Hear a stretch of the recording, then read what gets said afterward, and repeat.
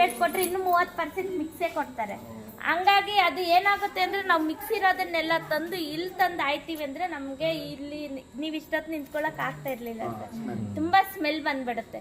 ಅಲ್ಲಿ ಗಾಡೀಲೇ ಆದಷ್ಟು ಒಂದು 70% ಡಿವೈಡ್ ಮಾಡ್ತಾರೆ ಸರ್. ಹಸಿ ಕಸ ಒಣ ಕಸ ಸಪ್ರೇಟ್ ಮಾಡಿ ಅಲ್ಲಿ ಹಸಿ ಕಸ ಒಣ ಕಸ ಸಪ್ರೇಟೇ ತರ್ತಾರೆ ಇಲ್ಲಿಗೆ. ಹಸಿ ಕಸನ ಮಿಷಿನಿಗೆ ತರೋದನ್ನ ಡ್ರಮ್ಗೆ ಹಾಕೊಂಡ್ಬರ್ತಾರೆ, ಮತ್ತು ತೊಟ್ಟಿಗೆ ಹಾಕೋದು ಅದು ಬೇರೆ ತರ್ತಾರೆ. ಆ ಥರ ಮಾಡ್ಕೊಂಡು ಬರೋದ್ರಿಂದ ಅದರಲ್ಲಿ ನಾವಿಲ್ಲಿ ಬರೋದ್ರಲ್ಲಿ 42 ಥರ ವಿಂಗಡಣೆ ಮಾಡ್ತಾಯಿದ್ವಿ. 42 ಥರ ವಿಂಗಡಣೆ ಮಾಡೋದನ್ನ ಈಗೇನಾಗಿದೆ ಅಂದರೆ ಬಾಟ್ಲಲ್ಲಿ ಮಾತ್ರ ಈಗ 2 ಥರ ವಿಂಗಡಣೆ ಮಾಡ್ತೀವಿ. ಮುಂಚೆ ನಾವು 3 ಥರ ಮಾಡ್ತಾಯಿದ್ವಿ. ಈಗ ರೇಟ್ ಕಮ್ಮಿ ಇದೆ ಅಮ್ಮ, ನೀವೇನು ಡಿವೈಡ್ ಮಾಡೋಕೆ ಹೋಗ್ಬೇಡಿ, ಹಂಗೆ ಕೊಡಿ ಹಂಗೆ ಡಿಸ್ಪೋಸ್ ಮಾಡ್ತೀವಿ ಅಂತ ಹೇಳ್ತಾ ಇದ್ದಾರೆ. 42 ಥರ ಯಾಕೆ ವಿಂಗಡಣೆ ಮಾಡ್ತೀವಿ ಅಂದರೆ ಇದು ಈ ಎಕ್ಸಾಂಪಲ್ ಇದೊಂದು ಬಾಟ್ಲ್ ತಗೊಂಡ್ರೆ ಸರ್, ಇದರಲ್ಲಿ ಇದನ್ನು ನಾವು ಹಿಂಗೆ ಸೇಲ್ ಮಾಡ್ತೀವಂದರೆ 12, 15, 17 ಲಾಸ್ಟು ಕೆಜಿ.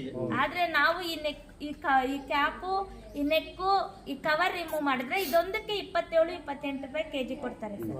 ಇದಕ್ಕೆ 17 ರೂಪಾಯಿ ಕೆಜಿ ಕೊಡ್ತಾರೆ. ಮತ್ತು ಈ ಕವರು 2 ರೂಪಾಯಿ ಕೆಜಿ ಹೋಗುತ್ತೆ.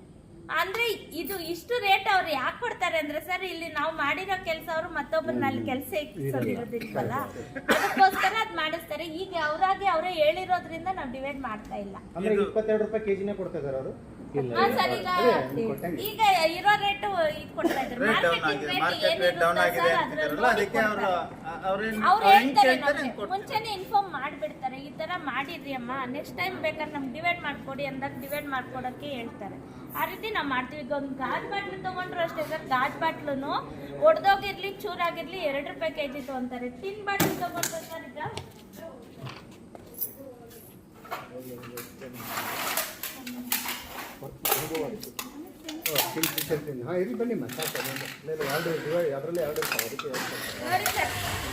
ಇದಕ್ಕೂ ರೇಟ್ ಡಿಫ್ರೆನ್ಸ್ ಇದೆ.